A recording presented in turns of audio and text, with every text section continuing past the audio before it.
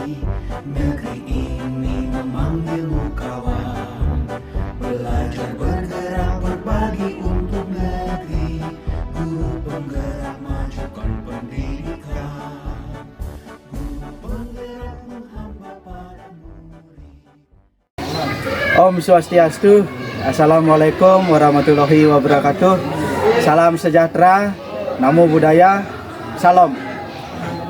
Pada hari ini saya sudah berada di Satuan Pendidikan Sekolah Dasar Negeri 4 Kubu, di mana pada sekolah ini saya akan melaksanakan wawancara dengan Bapak Kepala Sekolah terkait pengambilan keputusan yang berbasis pada nilai-nilai kebajikan. Selamat menyaksikan. Pada kesempatan ini pula saya akan melaksanakan wawancara dengan Bapak Kepala Sekolah Bapak IGD Putu Suwankare SPD terkait dengan pengambilan keputusan berbasis nilai-nilai kebajikan sebagai seorang pemimpin. Langsung saja, Bapak, selamat pagi. Selamat pagi. Mohon maaf sekali lagi Bapak mengganggu aktivitasnya, kemudian kegiatannya di sekolah yang Bapak pimpin. Pada kesempatan ini Bapak, saya ingin melakukan wawancara, kemudian sharing pendapat juga terkait bagaimana Bapak dalam mengambil beberapa keputusan di sekolah yang Bapak pimpin dihadapkan pada beberapa kasus yang mungkin sudah ataupun sedang terjadi di sekolah ini. Saya mulai langsung Bapak ya. Terkait pertanyaan yang pertama Bapak, selama ini bagaimana Bapak dapat mengidentifikasi kasus-kasus yang merupakan dilema etika ataupun rujukan moral. Dilema etika yang dimaksud adalah kemungkinan ada kasus yang pernah terjadi. Dalam kasus ini semuanya dianggap benar jika keputusan salah satunya itu diambil. Kira-kira bagaimana? Pada biasanya kasus yang seperti itu belum terjadi di SD kami ini. Nah, sebelumnya Bapak juga menyampaikan karena Bapak Kepala Sekolah di sini belum begitu lama, karena di Januari ini baru dimutasi ke SD 4 Kubu yang dulunya ada di SD 2 Tulamben, ya, sehingga kasus-kasus yang ditanyakan tadi belumlah sejauh itu yang bisa Bapak pahami. Namun jika terjadi di kasus di peserta didik, biasanya Bapak mengambil kebijakan dengan kasus seperti itu kemungkinan lewat wali kelasnya masing-masing, ya. Kita kumpulkan kalau memang sudah ada muncul kasus-kasus seperti itu. Mungkin contoh yang biasanya dengan nilai etika itu kan di hari kenaikan kelasnya biasanya terjadi itu. Nah, mudah-mudahan belum itu biasanya yang kita minta informasi dari wali kelas masing-masing. Berarti belum lama Bapak bertugas di sini, tapi jika dihadapkan dengan situasi ataupun kasus misalnya siswa tidak naik kelas, kemudian jika diharuskan juga dinaikkan, ini yang dimaksudkan dengan dilema etika. Jika berada pada kasus seperti itu, kira-kira keputusan apa yang Bapak bisa ambil? Yang pertama biasanya kita dapatkan dulu informasi kita minta dari masing-masing wali dan sejauh mana siswa yang seperti itu. Jika itu terjadi, kita juga melalui hasil rapat pertama, melalui hasil rapat Dewan Guru mengambil keputusan kalau memang karena yang kasus seperti itu antara naik dan tidaknya itu sama-sama juga mempengaruhi. Tetapi kalau nanti rapat menyimpulkan bahwa itu harus naik, saya selaku kepala sekolah menekankan kepada guru kelas yang lebih tinggi supaya betul-betul memperhatikan anak yang menjadi permasalahan. Nanti kita bimbing di kelas yang lebih tinggi lagi. Itu biasanya. Dalam artian bahwa segala keputusan yang nantinya Bapak ambil ini selalu keberpihakan terhadap murid itu sendiri, seperti itu Pak. Ya pasti, itu udah pasti. Karena kita istilahnya apa, dalam hati kecil kita sebelum kita betul-betul apa nanti keputusannya naik atau tidak naik, itu kita juga remukan dengan supaya tidak merugikan siswa itu sendiri. Baik, terkait pertanyaan yang kedua Bapak, selama ini bagaimana Bapak menjalankan pengambilan keputusan di sekolah Bapak, terutama untuk kasus-kasus di mana ada dua kepentingan yang sama-sama benar atau sama-sama mengandung nilai kebajikan. Nah, dalam artian seperti yang Bapak sampaikan tadi melalui rapat, nah selain itu dalam menjalankannya bagaimana? Setelah hasil rapat seperti itu, ya seperti yang disampaikan tadi, yang Pak sampaikan tadi, kalau sudah diyakinkan siswa itu akan dibantu, kita selalu akan memperhatikan. Pada guru kelas contohnya seandainya itu kelas 4 muncul kasus seperti itu di kelas 4 dan hasil keputusan rapat kita sampaikan bisa bantu. Nah, nanti sehingga guru kelas 5-nya itu betul-betul memperhatikan sesuatu itu menjadi perhatian khusus dia, supaya bisa minimal lah mengikuti teman-temannya. Itu kalau memang kita kasusnya dari kebodohan sendiri. Kalau memang nanti di samping kebodohan siswa itu mungkin nakalnya luar biasa, sudah dibimbing wali kelasnya juga sudah bisa, dengan dogo juga kita akan menekan. Dalam artian bahwa masih diberikan kesempatan bagi murid ataupun siswa itu untuk berproses. Untuk berproses lagi. Tetapi tetap dalam pengawasan tetap. Nah, selanjutnya Bapak, untuk langkah-langkah atau prosedur seperti apa yang biasa Bapak lakukan selama ini? Selain yang tadi dalam forum rapat sudah dilakukan, mungkin ada langkah-langkah yang lain? Yang pasti setelah rapat itu kita pasti akan pendekatan pada orang tuanya. Kita panggil orang tua yang bersangkutan dan kita paparkan keadaan siswanya atau keadaan anaknya itu sendiri, sehingga kita juga bisa kerjasama dengan orang tuanya memperhatikan. Kita di sekolah, orang tuanya di rumah bisalah membimbing. Dan di samping itu orang tuanya supaya tahu betul inilah anak saya di sekolah, itu kerjasama kita dengan orang tua. Dalam artian pelibatan orang tua langsung Ya sudah pasti itu. Kalau memang sudah ada kasus itu, orang tuanya pasti akan kita bantu dalam raport biasanya. Dalam artian juga ada sinergitas antara program ataupun kebijakan yang diambil di sekolah dengan pembinaan tahap lanjutan di rumah. Iya. Nah, kemudian hal-hal apa saja yang selama ini Bapak anggap efektif dalam pengambilan keputusan pada kasus-kasus dilema etika tersebut? Yang paling efektif seperti kasus yang seandainya terjadi seperti itu, seperti apa yang Pak tadi sampaikan, yang pertama penyelidikan pada wali kelasnya. Itu yang paling pertama kita tanyakan, bagaimana sih keadaan siswanya ini, apa betul-betul tidak bisa dibantu, apa bisa dibantu. Itu dulu yang kita cari. Kalau memang wali kelasnya, karena apa? Mengapa kita ngambil ke wali kelas? Karena wali kelas juga kita yang terdekat. Yeah. Nah, di samping itu kita juga minta masukan pada guru-guru mapelnya, pada olahraga, agama, bagaimana sih anak seperti ini. Sehingga dari masukan wali kelas dengan guru mapelnya, kita sudah bisa mengambil kesimpulan ini patut dibantu, ini tidak bisa dibantu. Itu aja. Nah, selanjutnya Bapak, apakah Bapak memiliki sebuah tata kala atau jadwal tertentu dalam sebuah penyelesaian kasus dilema etika? Apakah Bapak langsung menyelesaikan di tempat atau memiliki sebuah jadwal tersendiri? Sementara sih jadwal sih tidak ada, sehingga kalau memang ada kasus-kasus seperti itu kita tangani langsung dan selesaikan hari itu juga, sehingga seketika kasus itu muncul kita rapatkan kita selesaikan dalam rapat, forum rapat, hasil keputusan rapat dan pertanggungjawaban oleh kepala sekolah itu dilaksanakan. Tidak ada program-program yang seperti itu secara khusus secara khusus tidak ada. Hanya bersifat insidental. Ya, insidental. Kalau memang ada masalah langsung ditangani. Kalau kita kepala sekolah bisa menangani sendiri, ya oke. Kalau enggak harus dirapatkan.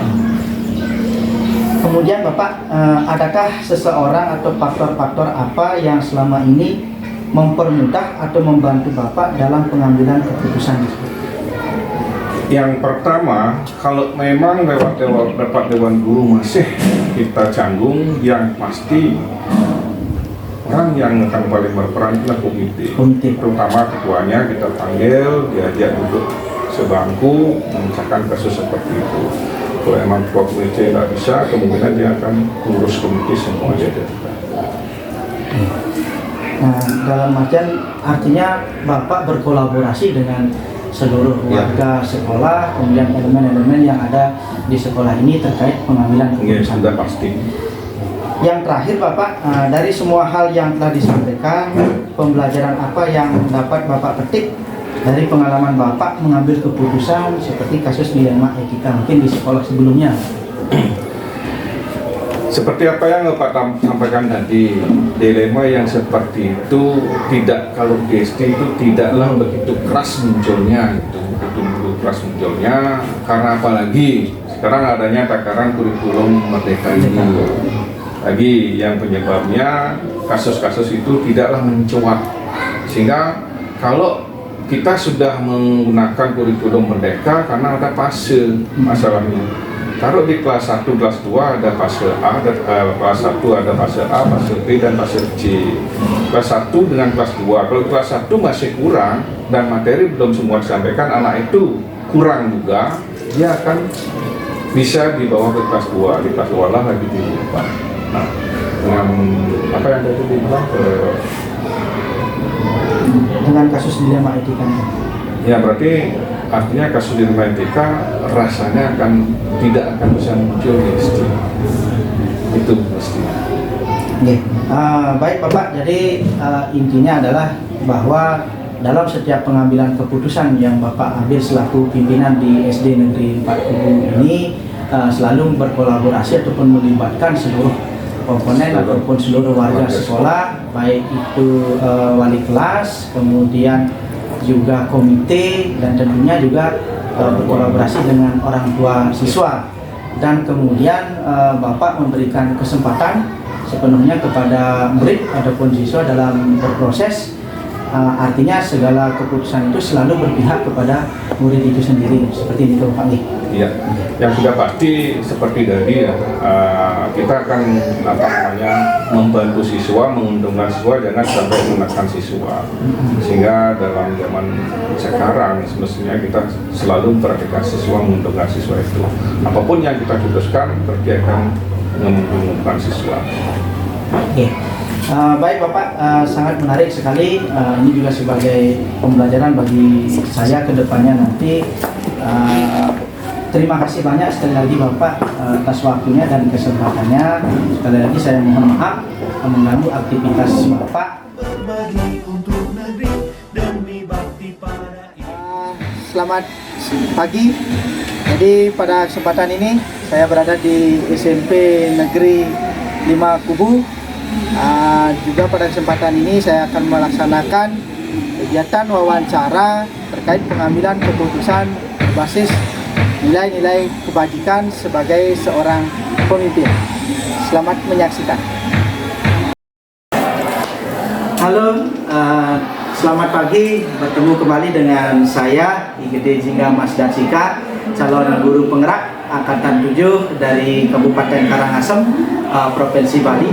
Nah, pada kesempatan ini dan di hari yang cerah ini, saya sudah berada di SMP Negeri 5 Kubu, langsung dengan Ibu Kepala Sekolahnya yang sangat cantik dari SMP Negeri 5 Kubu. Dan pada kesempatan ini pula saya akan melaksanakan ataupun melakukan wawancara dengan Ibu Kepala Sekolah terkait pengambilan keputusan berbasis nilai-nilai kebajikan sebagai seorang pemimpin. Langsung saja Ibu, selamat pagi. Mohon maaf sekali lagi jika mengganggu aktivitasnya Ibu, dan sekaligus juga berterima kasih sudah meluangkan waktunya di sela-sela kesibukan Ibu sebagai pemimpin di sekolah ini. Nah, kedatangan saya Ibu, jadi untuk hari ini saya ingin mengadakan wawancara ataupun sharing pendapat Ibu terkait dengan pengambilan keputusan Ibu selaku pimpinan di sekolah ini. Tiang langsung saja Ibu.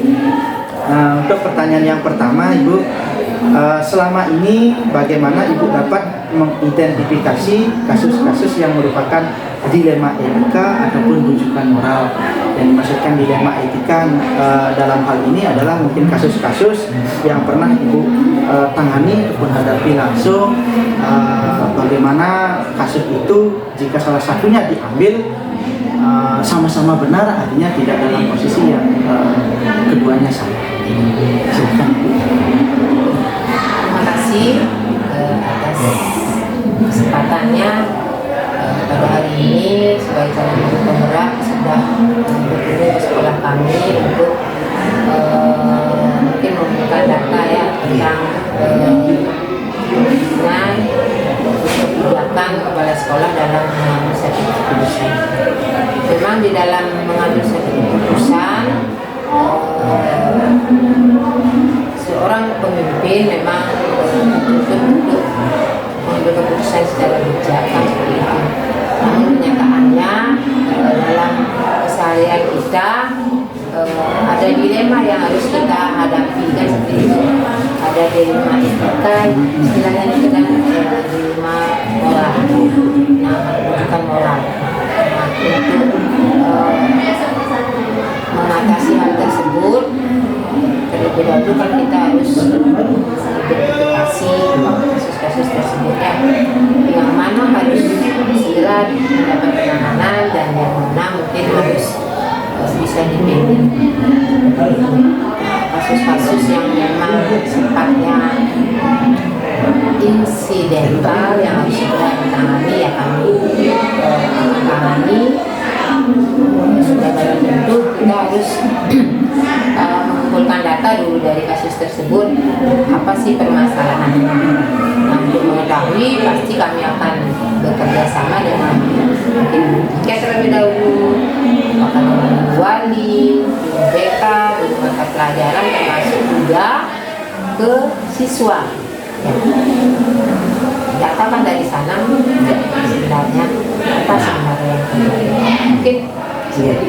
Baik Ibu, berarti untuk sebelum pengambilan keputusan itu ada identifikasi masalahnya.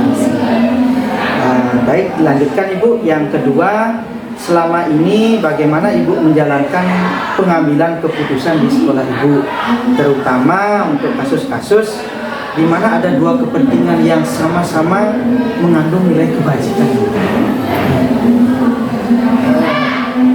Kalau di sekolah ini kebanyakan kasus-kasus itu yang identifikasi yang dari siswa aja nih ya, walaupun dari guru dan pengelolaan juga ada kan seperti itu.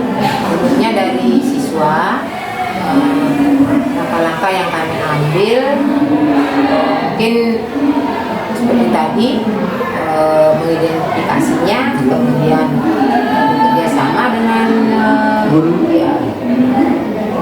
mata pelajaran, guru wali, guru pikir, termasuk kesiswaan juga dan siswa.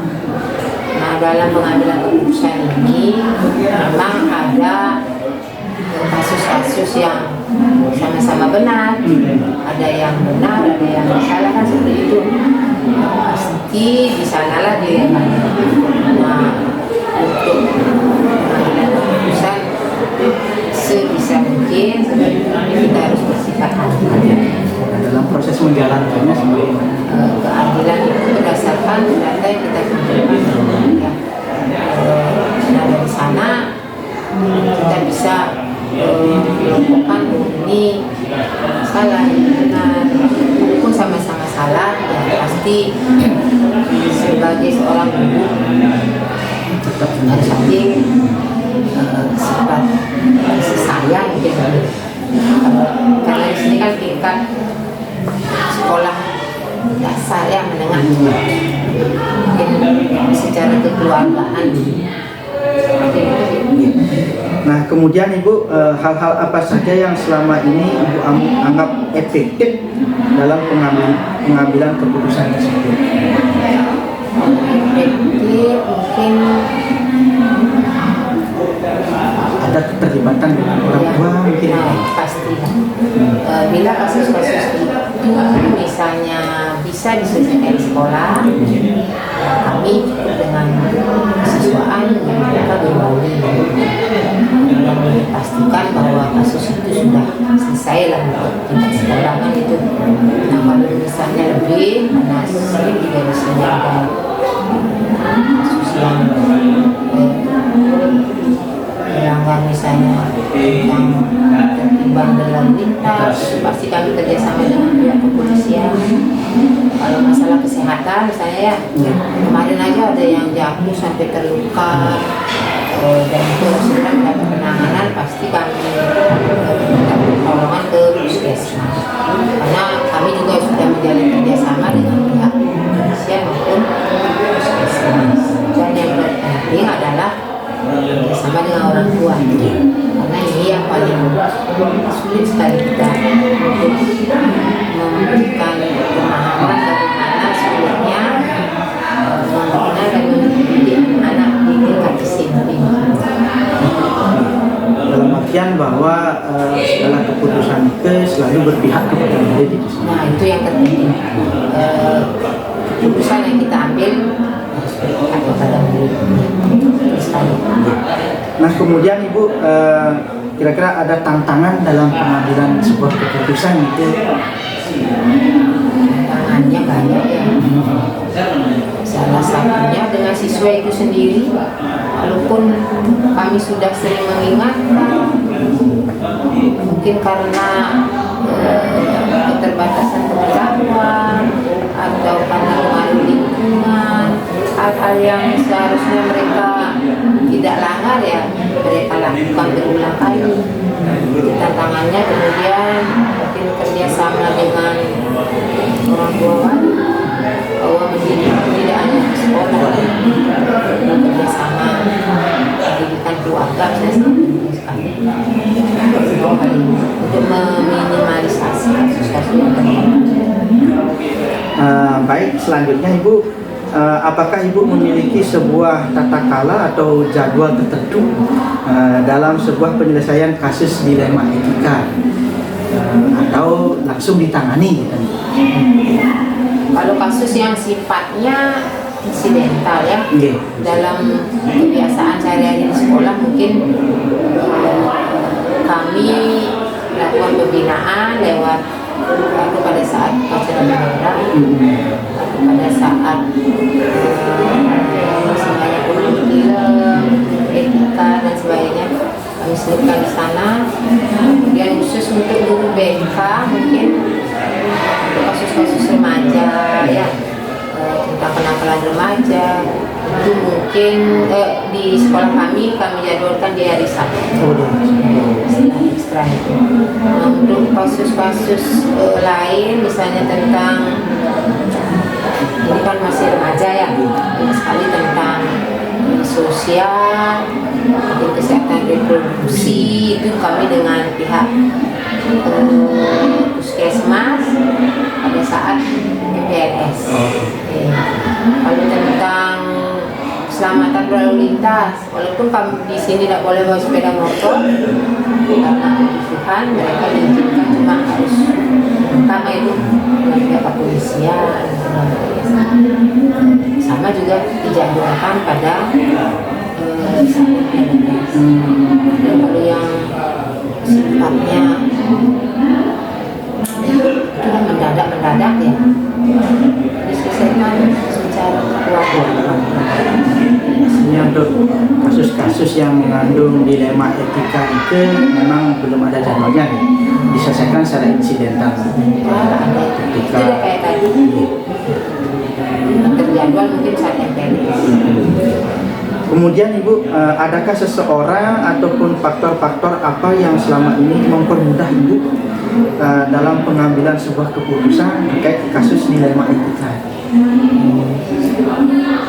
Mungkin melibatkan komunitasnya, Ibu dilakukan kerjasama dengan semua komponen sekolah, ya, guru, tenaga administrasi, kemudian pengawas juga kami butuh pembinaan, termasuk juga yang kita ajak kerjasama kepolisian, puskesmas, orang tua, komite, termasuk atasan kami. Kalau memang itu membutuhkan petunjuk, kami pasti akan. Nah, yang terakhir Ibu, dari semua hal yang telah disampaikan, pembelajaran apa yang dapat Ibu petik dari pengalaman Ibu mengambil keputusan terkait kasus dilema? Memang yang dapat kita ambil yang pertama bahwa kasus yang terjadi di sekolah pertama harus memihak kepada muridnya dulu ya, karena juga mereka adalah aset kita. Kemudian yang kedua, dalam keputusan kita harus ada kolaborasi bersama dengan semua pihak. Kemudian yang ketiga mungkin satu penelitian, jadi tidak membiarkan begitu saja kasus itu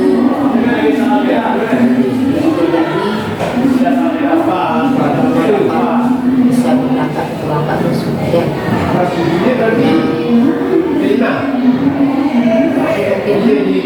saya harus dengan Kekeluargaan. Berarti Ibu dalam artian ini segala sesuatu ataupun keputusan yang diambil terkait tugas Ibu sebagai pimpinan di sekolah ini selalu berpihak kepada murid itu sendiri, jadi memberikan kesempatan seluas-luasnya kepada murid itu. Oke, terima kasih sekali lagi Ibu atas waktunya, meluangkan waktu sharing pendapat kemudian wawancara pada kesempatan ini terkait tugas saya. Mohon maaf sekali lagi mengganggu aktivitas saya. Oke, yang mohon izin. terima kasih kepada yang telah saya selamat sukses. Berbagi untuk negeri demi bakti pada. Baik, terima kasih. Jadi pada kesempatan ini kami sudah berada di sekolah kami sendiri bersama Bapak Kepala Sekolah kami, yaitu Bapak Inoman Suasana SPD MPD, akan melaksanakan kegiatan wawancara ataupun sharing pendapat terkait bagaimana pengambilan keputusan yang berbasis pada nilai-nilai kebajikan sebagai pemimpin di sekolah. Ini langsung mulai saja. Selamat siang Bapak. Mohon maaf sekali lagi kami mengganggu aktivitas Bapak di sekolah ini, di sekolah kita. Jadi terkait dengan pengambilan keputusan, tentunya Bapak selama ini menjadi pemimpin di sekolah kami tidak terlepas dari permasalahan-permasalahan yang dihadapi. Kemudian dari permasalahan itu tentunya Bapak akan mengambil beberapa keputusan yang salah satunya mungkin pernah dihadapkan pada kasus-kasus yang bisa dinamakan dengan dilema etika ataupun rujukan moral, di mana dalam dilema etika ini kasus itu ataupun kasus yang Bapak hadapi posisinya adalah sama-sama benar, kemudian tidak ada yang salah. Kemudian dalam kesempatan ini pula kami akan mewawancari Bapak sharing pendapat terkait pengambilan keputusan yang sudah Bapak pernah ambil atau yang mungkin akan Bapak laksanakan atau ambil. Nah, terkait yang pertama Bapak, selama ini bagaimana Bapak dapat mengidentifikasi kasus-kasus yang merupakan dilema etika ataupun rujukan moral seperti apa? Terima kasih pada tim Jimu sebelumnya Ini saya tadi sudah menggunakan hampir 5 tahun menjadi penanggung jawab pada sekolah di SMK Negeri 1 Guru dari tahun 2018. Seperti apa yang disampaikan tadi sudah jelas, namanya sekolah sudah pasti permasalahan-permasalahan di sekolah itu tidak pasti ada. Nanti disampaikan ada masalah kasus yang dinamakan kasus masuk ke dalam di rumah Atika. Ada kasus yang masuk ke dalam rujukan orang. Sedangkan itu kasus ini berbeda. Terhadap permasalahan yang terjadi, rasanya lebih sulit menyelesaikan kasus yang masuk ke dalam dilema kita, karena di sana ada penyesuaian yang harus pusat, ada ranah keadilan, ada ranah kesetiaan, kemudian ada kebaikan. Berbeda halnya dengan kasus rujukan orang. Kalau identitasnya dalam mengambil keputusan rasanya lebih gampang menemukan masalah, karena di rujukan moral itu ada aturan, tinggal kita mengidentifikasi mana yang benar dan mana yang salah. Nah, kalau sudah bisa mengidentifikasikan kasus seperti itu, rasanya dalam penyelesaian masalah dan proses mengambil keputusan sudah bisa dilaksanakan. Dalam artian bahwa terkait dengan dihadapkan pada kasus di Atika ini, Bapak pimpinan atau Bapak Kepala Sekolah mengidentifikasi terlebih dahulu kasus-kasus tersebut. Dilanjutkan Bapak, yang kedua, selama ini bagaimana Bapak menjalankan pengambilan keputusan di sekolah, terutama untuk kasus-kasus di mana dihadapkan pada dua kepentingan yang sama-sama benar, dan menjalankan keputusan yang sudah diambil terkait dihadapkan pada kasus-kasus tersebut. Ya, seperti apa yang sudah pernah saya alami sebagai penanggung jawab kepala sekolah, disebutkan seperti kasus yang tadi, sama-sama ada unsur kebenaran, sama-sama ada kebaikan. Nah, sudah barang itu proses yang diambil untuk mengambil keputusan itu, kita harus istilahnya memilah dulu, menghadirkan salah satu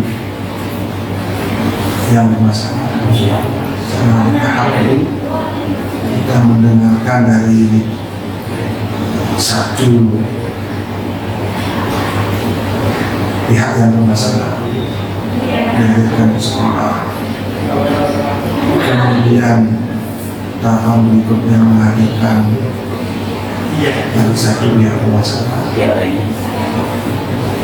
Kemudian langkah yang diambil setelah kita mendengarkan, sudah barang tentu pada saat kita mendengarkan harus melibatkan tim manajemen dan sekolah, masukan, harus ada Bapak Ibu wali, jika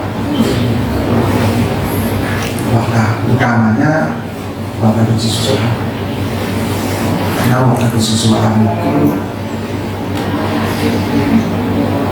paling tinggi istilahnya keterlibatannya dalam penyelesaian kasus-kasus di sekolah, tidak terlepas juga warga yang terkait. Nah, setelah mendengarkan dari dua pihak yang bermasalah, kemudian untuk mengambil keputusan baru kita temukan. Dan pada pertemuan itu harus juga dihadirkan oleh degradasi seperti apa yang sudah disebutkan. Selain itu, selain mendengarkan kedua pihak bermasalah, sudah barang tentu kita juga setidak-tidaknya harus mendengarkan pihak yang ketiga, mendengarkan masukan juga dari Bapak Ibu guru, dari tim sekolah. Nah, intinya dalam pengambilan keputusan itu, karena dua-duanya ada unsur kebaikan, keputusan yang diambil itu memang harus memuaskan kedua-duanya. Intinya keputusan yang diambil itu adalah musyawarah untuk mengangkat. Jadi selama ini di SMK 10, kalau sudah ditempuh jalan seperti itu rasanya tidak ada pembahasan lagi. Kadang-kadang kita juga menghadirkan pihak ketiga, kadang-kadang pihak ketiga itu juga hadir dengan sendirinya, sehingga kita duduk bersama-sama. Dalam duduk bersama-sama itulah mencari solusi keputusan yang terbaik supaya kedua belah pihak bisa menentukan. Dan kadang-kadang keputusan yang kita ambil itu nanti berpengaruh kepada integritas sekolah kita ke depan. Karena memang seperti yang disebutkan tadi, ada dilema etika, ada kedudukan moral. Intinya kalau kita sudah duduk bersama, permasalahan itu selesai, bisa diterima oleh kedua belah pihak, didengarkan juga oleh pihak ketiga, misalnya tidak ada permasalahan yang perlu didiskusikan. Jadi dalam proses menjalankan pengambilan keputusan yang Bapak sampaikan tadi juga langsung terkait dengan langkah-langkah yang diambil sebelum pengambilan keputusan itu dengan berkolaborasi, kemudian melibatkan semua pihak yang ada di lingkungan sekolah. Kemudian selanjutnya Bapak dari langkah-langkah yang diambil tadi, ataupun yang Bapak sampaikan tadi, hal-hal yang lebih efektif yang diambil dalam pengambilan keputusan itu seperti apa? Yang lebih efektif dalam pengambilan keputusan, kemudian langkah-langkah yang supaya lebih cepat dalam pengambilan keputusan yang tidak sekiranya Bapak bisa ambil. Seperti apa yang sudah disampaikan tadi, supaya permasalahan itu efektif. Nah, sehingga ada tahapan-tahapan mana yang harus dilalui. Seperti tadi mengadakan kedua pihak secara terpisah, kemudian mengadakan kedua pihak bersamaan dengan pihak ketiga, kemudian menghadirkan juga tim dari sekolah, kemudian juga memikirkan risiko dari keputusan yang kita ambil, karena keputusan yang kita ambil kadang-kadang tidak sesuai dengan harapan kita di sekolah. Inilah namanya dilema etika dan rujukan moral. Nah, saya selaku kepala sekolah tidak serta-merta mengambil keputusan sendiri-sendiri. Jadi permasalahan itu efektif akan diselesaikan apabila sudah diputuskan secara bersama-sama. Melibatkan tim, risiko yang akan terjadi sudah kita ketahui bersama-sama. Kalau sudah barang tentu, ini nanti akan berimbas kepada integritas sekolah. Bagaimana cara penyelesaian masalah dilema etika dan kebutuhan moral ini untuk ke depannya. Intinya memang agak sulit karena harus memuaskan kedua belah pihak. Tetapi selama saya jadi penanggung jawab di Eksekutif itu, rasanya tidak pernah ada keputusan yang seharusnya dia memutuskan, saya memutuskan sendiri. Tapi keputusan itu akan sangat efektif apabila sudah diputuskan secara bersama-sama dengan pihak yang bermasalah, pihak ketiga, dan tim yang ada di sekolah. Baik, saya lanjutkan waktu pertanyaan berikutnya di pertanyaan 5 dari serangkaian usaha selama 5 tahun yang Bapak sampaikan sebagai penanggung jawab di SMK Buku. Nah, hal-hal apa saja yang selama ini merupakan tantangan dalam pengambilan keputusan dalam kasus-kasus yang ada? Seperti apa yang saya sampaikan tadi, sebenarnya kalau memutuskan yang namanya dilema etika dan rujukan moral ini sudah merupakan tantangan, karena bertentangan dengan apa yang akan kita putuskan kalau kita mengambil keputusan sendiri. Kalau kepala sekolah mengambil keputusan sendiri, tetapi tantangan ini sudah dipastikan akan tidak menjadi tantangan kalau keputusan itu diambil bersama-sama, diselesaikan secara bersama-sama. Karena memang selama ini ada beberapa kasus dan sudah dipastikan kebanyakan kasus yang merupakan kasus dilema etika dan rujukan moral. Tantangannya itu pasti ada, karena itu bertentangan dengan keputusan sepihak kita. Benar aturan sudah pasti yang benar akan diputuskan benar, kan seperti itu. Tapi kalau dilema etika belum tentu diputuskan seperti itu. Jadi ada rasa keadilan, ada rasa kasihan, berpikir tim di sekolah untuk kedepannya masih memikirkan kalau kita putuskan seperti ini bagaimana, kalau kita putuskan sepihak nanti pasti ada risiko yang tantangan yang akan dihadapi. Nah, kalaupun itu sudah diputuskan bersama-sama, rasanya tantangan itu akan berubah, bukan tantangan lagi namanya. Kalau sudah diputuskan bersama melibatkan tim yang dari sekolah. Memang sebelum diputuskan, sebelum bertemu pihak pertama, kedua, pihak ketiga, kemudian tim di sekolah, itu tantangan. Bagaimana prosesnya nanti dalam mengambil keputusan.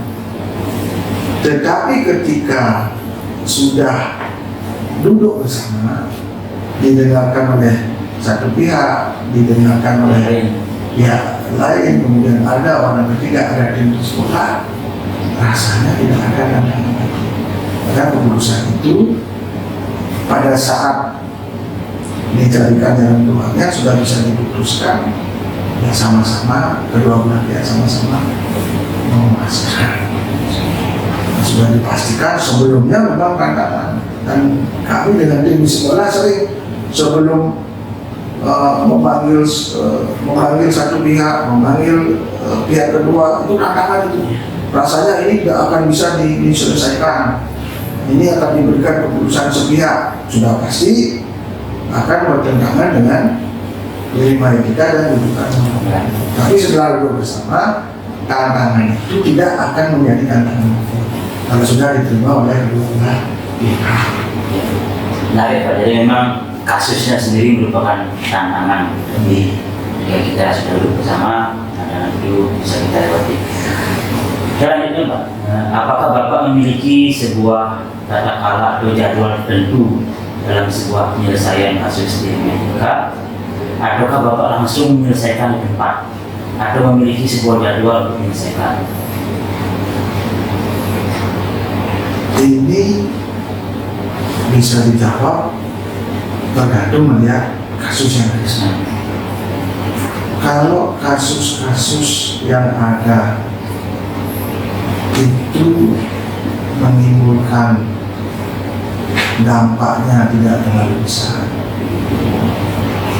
itu bisa dilakukan secara berjadwal kalau kasusnya tidak terlalu besar.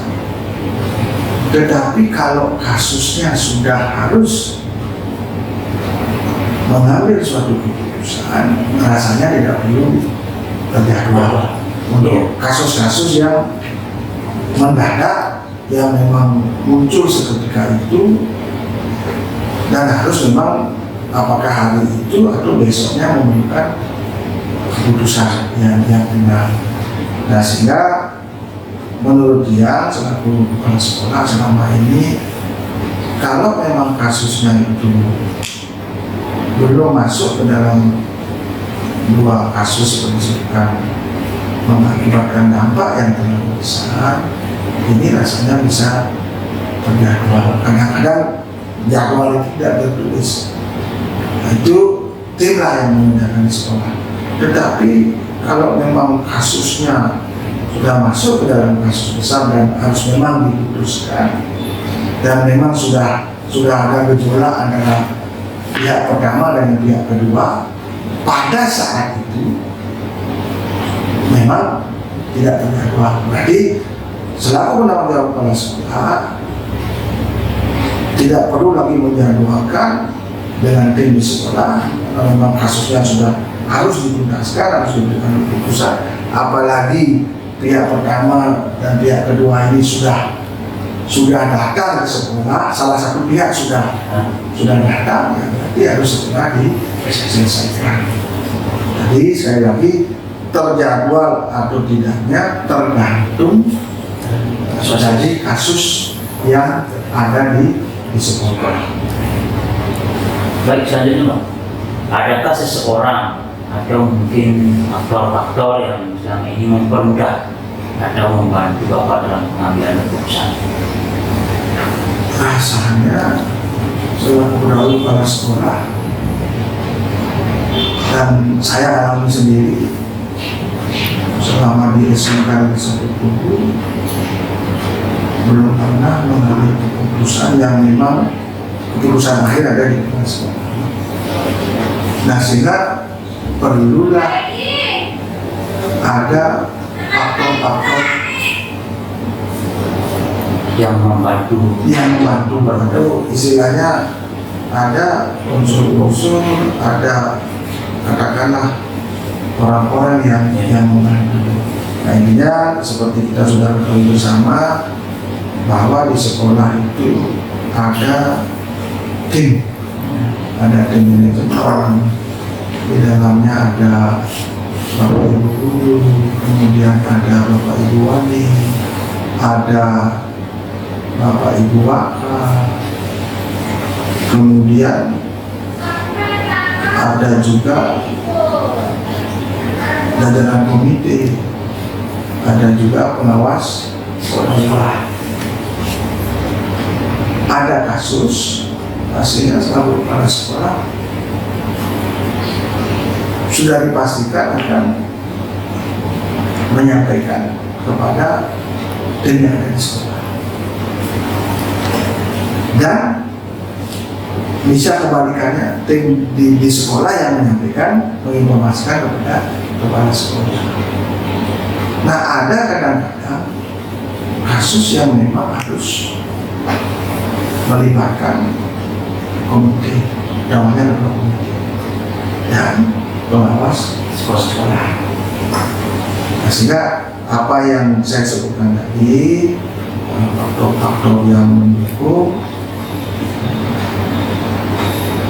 dalam mengambil keputusan sudah barang tentu tim di sekolah, kemudian kalau memang diperlukan komite, Bapak Ketua Komite dan pengawas memang harus tahu permasalahan-permasalahan yang ada di sekolah. Baik, yang terakhir Pak, dari semua hal yang telah Bapak sampaikan tadi, pembelajaran apa yang dapat Bapak petik dari pengalaman Bapak dalam mengambil keputusan-keputusan tersebut? Awalnya memang masing-masing penanggung jawab kepala sekolah itu memiliki rasa ideal, rasa ideal. Awalnya seperti itu. Tetapi setelah melihat situasi kasus seperti dua kasus tadi di lapangan, nah inilah menjadi suatu pendewasaan diri, suatu pembelajaran, pengalaman yang berharga. Ternyata tidak semua kasus-kasus yang ada di sekolah, termasuk dilema etika dan rujukan moral, tidak serta-merta harus diselesaikan dengan aturan-aturan yang ada. Jadi idealnya seperti itu. Harus ada memang pemikiran-pemikiran, inovasi dari kepala sekolah untuk menyelesaikan kasus itu. Nah, inilah manfaat yang dapat saya ambil, pengalaman yang dapat saya ambil, yang dapat saya petik. Apakah itu nanti pendewasaan, dan sehingga ada rasa syukur kalau misalnya sudah bertugas di sekolah yang memang memiliki kasus-kasus seperti itu, ada rasa bersyukur. Ternyata bertugas pada sekolah yang memiliki kasus-kasus dua tadi, inilah pengalaman pendewasaan dan pembelajaran yang sangat berharga. Ternyata idealis pribadi, idealis tugas tambahan selaku kepala sekolah bisa saja hilang. Hilangnya itu untuk pengambilan keputusan-keputusan yang memberikan kepuasan, kebaikan kepada pihak-pihak yang memang memiliki kasus seperti itu, pihak yang terlibat. Baik Pak, jadi demikian serangkaian pertanyaan yang kami sampaikan kepada Bapak. Terima kasih atas jawaban yang sudah diberikan. Mudah-mudahan cara, kemudian pendekatan, model, sekaligus pembelajaran yang Bapak dapatkan dan telah Bapak sampaikan tadi berguna kepada kami selaku JP yang sedang berproses. Setidaknya mungkin saja kasus-kasus jenis kami alami dalam proses pembelajaran, sehingga apa yang Bapak sampaikan bisa kami tiru, bisa kami terapkan dalam penyelesaian masalah yang sekiranya berkaitan dengan dilema etika dan rujukan moral, khususnya dalam proses pembelajaran. Baik, demikian Pak. Sekali lagi terima kasih atas waktunya. Kita mengakhiri sesi wawancara hari ini dengan Parama Santi. Om Santi, Santi, Santi. Baik, dari hasil wawancara yang telah saya lakukan dengan 3 kepala sekolah di masing-masing sekolah yang berbeda, yaitu yang pertama adalah di Satuan Pendidikan Sekolah Dasar Negeri 4 Kubu dengan Bapak Kepala Sekolah Bapak IGD Putu Suwantara SPD. Kemudian wawancara yang kedua saya lakukan di Satuan Pendidikan Sekolah Menengah Pertama Negeri 5 Kubu, yaitu dengan kepala sekolahnya yaitu Ibu Niketut Suryani SPD. Dan yang terakhir adalah wawancara yang saya lakukan yaitu di sekolah saya sendiri, yaitu di sekolah induk, yaitu di SMK Negeri 1 Kubu dengan kepala sekolahnya adalah Bapak Inyoman Suwarsana SPD MPD. Berikut hasil analisis dari wawancara yang telah saya lakukan. Yang pertama, hal-hal menarik apa yang muncul dari wawancara tersebut? Pertanyaan-pertanyaan mengganjal apa saja yang masih ada dari hasil wawancara bila dibandingkan dengan hal-hal yang telah Anda pelajari seperti 4 paradigma, 3 prinsip, dan 9 langkah pengujian? Apa yang Anda dapatkan? Nah, terkait dengan hal yang menarik yang muncul dari wawancara yang telah saya lakukan, yaitu yang pertama adalah kepala sekolah menganalisis nilai-nilai yang terdapat dalam kasus dilema etika. Dari ketiga kepala sekolah yang telah saya wawancarai, ini artinya bahwa ketiganya selalu mengutamakan analisis terlebih dahulu dari nilai-nilai yang terdapat pada kasus dilema etika yang beliau hadapi, yaitu boleh juga dengan menggunakan identifikasi terhadap permasalahan yang dihadapi oleh masing-masing kepala sekolah tersebut. Kemudian yang kedua, setelah mengidentifikasi, kepala sekolah melakukan koordinasi atau membicarakannya permasalahan yang terjadi tersebut dengan kolega atau rekan sejawat untuk nantinya menjadi ataupun mendapatkan keputusan yang terbaik. Rekan sejawat ataupun kolega yang dimaksud dalam hal ini adalah beliau selaku pimpinan di sekolah masing-masing selalu berkolaborasi ataupun berkoordinasi dengan baik itu wali kelas, kemudian guru BK, kemudian juga para wakasek yang ada di sekolahnya masing-masing, dengan tujuan bahwa segala keputusan yang diambil nantinya ataupun yang diputuskan oleh pimpinan sekolah ataupun beliau tentu akan menjadi sebuah keputusan yang terbaik untuk semua pihak dan bisa dipertanggungjawabkan juga oleh semua pihak. Kemudian yang ketiga, yaitu kepala sekolah selalu mempertimbangkan baik buruk atau resiko dari keputusan yang diambil. Artinya selain berkolaborasi, beliau selaku pimpinan di sekolah selalu mempertimbangkan beberapa hal-hal yang akan menjadi dampak dari keputusan yang telah diambil. Artinya beliau ataupun masing-masing kepala sekolah tersebut mempertimbangkan atau melakukan uji terhadap keputusan yang diambilnya. Yang terakhir adalah keputusan yang diambil hendaknya nanti dapat membawa kebaikan untuk semua pihak dan utamanya berpihak kepada murid. Dalam artian bahwa segala keputusan yang diambil walaupun tadinya sudah berkolaborasi, yang lebih utama ini adalah selalu memperhatikan kepentingan ataupun keberpihakan terhadap murid itu sendiri. Kemudian berdasarkan hasil wawancara di atas, maka para pimpinan di sekolah tersebut, baik itu di sekolah SD Negeri 4 Kubu, SMP Negeri 5 Kubu, dan SMK Negeri 1 Kubu, ini sudah mampu menerapkan beberapa konsep dari 4 paradigma, kemudian dari 3 prinsip, dan juga 9 langkah-langkah dalam pengambilan keputusan.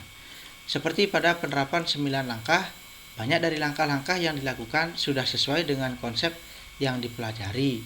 Namun masih ada beberapa hal ataupun langkah yang belum lengkap seperti pada uji publikasi. Dari ketiga kepala sekolah yang saya wawancarai, 2 diantaranya yaitu di SD Negeri 4 Kubu dan SMP Negeri 5 Kubu masih belum lengkap dalam hal diuji publikasi karena terkait dengan permasalahan yang ataupun kasus yang beliau hadapi belum terdapat uji publikasi yang dilaksanakan. Kemudian yang kedua, bagaimana hasil wawancara antara 2-3 pimpinan yang Anda wawancarai? Adakah sebuah persamaan ataupun perbedaan? Kira-kira ada yang menonjol dari satu pimpinan tersebut? Mengapa? Dan apa yang membedakan? Nah, persamaan antara pendapat dari ketiga pimpinan yang telah saya wawancarai di sekolah masing-masing sekolah, yaitu yang pertama, beliau sama-sama mencari dan mengumpulkan fakta dari kasus yang ada agar dapat membuat keputusan yang tepat. Dalam artian bahwa beliau ataupun pimpinan di masing-masing sekolah yang telah saya wawancarai ini berproses dari awal seperti mengidentifikasi ataupun mengumpulkan fakta terlebih dahulu sebelum beliau memutuskan ataupun mengambil keputusan yang tepat dan berguna. Yang kedua, beliau juga sama-sama melakukan kerjasama dengan pihak-pihak yang terkait ataupun yang dipercaya. Nah, pihak-pihak yang terkait yang dimaksud dalam hal ini adalah guru ataupun wali kelas murid, kemudian guru BK dan komite sekolah. Dalam hal ini adalah mewakili pihak orang tua murid, dan juga bila mana perlu dan dianggap perlu oleh beliau akan mengundang juga kehadiran ataupun panggilan terhadap orang tua siswa sebagai bukti ataupun wujud kerjasama ataupun kolaborasi dengan pihak orang tua murid dalam proses pembinaan di sekolah. Yang ketiga, beliau juga mempertimbangkan dengan seksama keputusan agar tidak ada pihak yang dirugikan.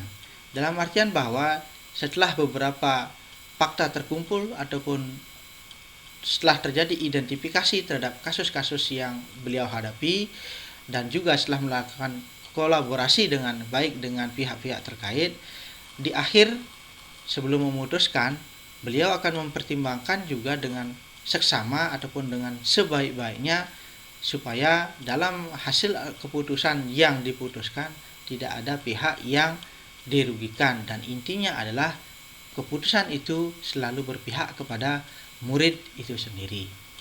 Nah, perbedaan dari pendapat ketiga pimpinan yang pertama adalah penggunaan prinsip yang lebih dominan, di mana kepala sekolah yang pertama dan ketiga, yaitu di SD Negeri 4 Kubu dan SMK Negeri 1 Kubu, tampak lebih menggunakan prinsip berpikir berbasis pada rasa peduli. Artinya, setiap keputusan yang dihasilkan selalu memperdulikan bagaimana kebutuhan yang benar-benar dibutuhkan ataupun diperlukan oleh murid di masing-masing sekolahnya. Kemudian yang kedua, kepala sekolah melakukan perenungan untuk lebih memahami permasalahan atau kasus yang terjadi. Dalam hal ini, kepala sekolah yaitu pada SMP Negeri 5 Kubu, nah ini lebih menonjol kegiatan ataupun hal yang dilakukan yaitu dengan merenungkan ataupun memikirkan dan mempertimbangkan dengan sebaik-baiknya kasus-kasus yang dihadapi ataupun yang muncul di sekolah yang beliau pimpin.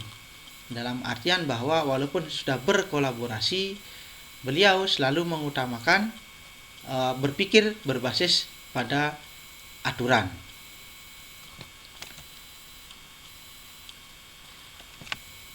Yang ketiga, apa rencana ke depan para pimpinan dalam menjalani pengambilan keputusan yang mengandung unsur dilema etika? Bagaimana mereka bisa mengukur efektivitas pengambilan keputusan mereka? Nah, dari hasil wawancara yang telah saya lakukan di 3 sekolah yang berbeda, yaitu di jenjang SD, jenjang SMP, dan SMK. Nah, rencana ke depan para pimpinan dapat saya simpulkan dalam pengambilan keputusan, yaitu dalam proses pengambilan keputusan terutama yang memuat dilema etika, para pimpinan akan berpedoman kepada 4 paradigma, 3 prinsip, dan melakukan 9 langkah pengambilan dan pengujian keputusan. Hal ini beliau lakukan agar dapat mengukur keefektifan pengambilan keputusan. Dengan hal itu, maka pimpinan akan memastikan uji benar atau salah sudah dilakukan dengan baik. Kemudian juga pimpinan dapat merefleksi kembali keputusan yang sudah dibuat tersebut. Dalam artian bahwa merefleksi ini dimaksudkan apakah keputusan yang telah diambil ini menjadi tepat guna atau perlu diadakan perubahan-perubahan sehingga benar-benar menghasilkan keputusan yang memunculkan atau memuat keberpihakan terhadap murid di sekolah yang beliau pimpin masing-masing. Yang keempat, bagaimana Anda sendiri akan menerapkan pengambilan keputusan dilema etika pada lingkungan Anda, pada murid-murid Anda, dan pada kolega guru-guru Anda yang lain? Dan kapan Anda akan menerapkannya? Nah, dalam penerapan pengambilan keputusan pada kasus dilema etika, saya akan memulai menerapkannya terutama di kelas yang saya ampu, terutama juga pada kasus-kasus yang melibatkan murid saya sendiri. Nah, selanjutnya saya akan berusaha membantu dalam pengambilan keputusan kasus-kasus yang terjadi di sekolah lain jika dibutuhkan, baik permasalahan dalam pekerjaan maupun permasalahan dengan rekan sejawat. Saya juga akan mulai menerapkannya dengan sesegera mungkin dengan selalu berpedoman kepada 3 prinsip, 4 paradigma, dan 9 langkah, sehingga apa yang menjadi keputusan saya ataupun langkah yang akan saya ambil selanjutnya menjadi benar-benar tepat guna dan tepat sasaran. Dalam hal ini, saya selaku guru BK di tempat saya bekerja, itu di SMK Negeri 1 Kubu, sudah tidak bisa dipungkiri lagi dan tidak bisa dihindari lagi, selalu akan berhadapan dengan kasus-kasus baik itu yang dialami oleh murid saya sendiri atau bahkan oleh rekan sejawat saya.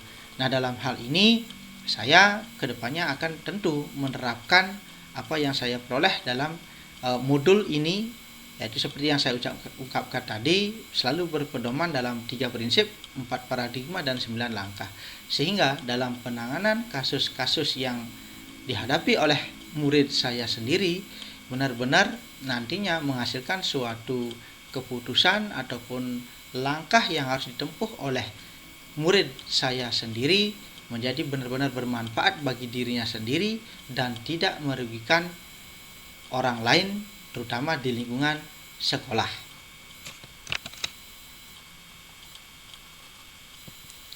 Nah, terkait dengan teknis, nah ini dimaksudkan bahwa kejelasan suara ataupun tulisan di video atau blog naratif Anda, format yang akan digunakan, sudah Anda mengujinya atau membacanya dan melihat hasilnya bila orang lain membaca tulisan Anda. Nah, terkait hal itu, saya telah menyusun hasil wawancara dalam bentuk narasi ataupun PowerPoint ini dengan menggunakan bahasa yang mudah dipahami. Kemudian saya juga menyampaikan kembali PowerPoint ini dengan menggunakan bahasa ataupun kata-kata yang mudah dipahami dan sangat jelas. Yang terakhir terkait teknis, yaitu durasi ataupun waktu panjang tulisan, apakah sudah diuji untuk maksimal dan minimal waktu berbicara, atau apakah sudah ditinjau isi dan panjang tulisan Anda dan kepadatan atau intisari materi yang akan ingin disampaikan. Nah, terkait durasi itu, untuk panjang tulisan ataupun isi PowerPoint yang saya buat, yaitu selalu memperhatikan kriteria penilaian yang terdapat pada LMS, sehingga tugas demonstrasi kontekstual pada modul 3.1 ini benar-benar sudah sesuai dengan tagihan yang terdapat pada LMS. Baik, demikian yang dapat saya sampaikan terkait dengan hasil analisis dari wawancara yang telah saya lakukan dengan 3 pimpinan di sekolah yang berbeda, yaitu di SD Negeri 4 Kubu, SMP Negeri 5 Kubu, dan SMK Negeri 1 Kubu. Nah, semoga apa yang menjadi refleksi dalam diri saya yang saya sampaikan di kesempatan ini bisa bermanfaat untuk kita semua dan menjadi pembelajaran yang bagus ataupun yang luar biasa tentunya di dunia pendidikan saat ini dan bermanfaat untuk orang lain. Sekian dan terima kasih. Salam guru hebat.